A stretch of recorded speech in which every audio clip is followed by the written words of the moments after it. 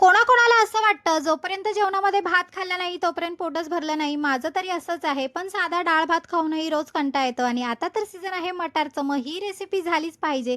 म्हणूनच इथे 1 वाटी बासमती तांदूळ स्वच्छ धुवून घेतलं आणि त्याच्यामध्ये कोथिंबीर घालून साईडला ठेवून दिलं. फोडणीला घातलं होतं मी राई आणि जिरं.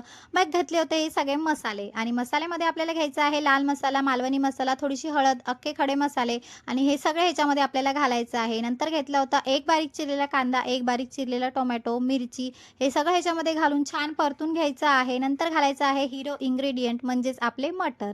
मटर घातल्यावर घातलं होतं मी ह्याच्यामध्ये फ्राय केलेले शेंगदाणे. छान चव येते अजून मसाले भात एकदम टेस्टी होतो.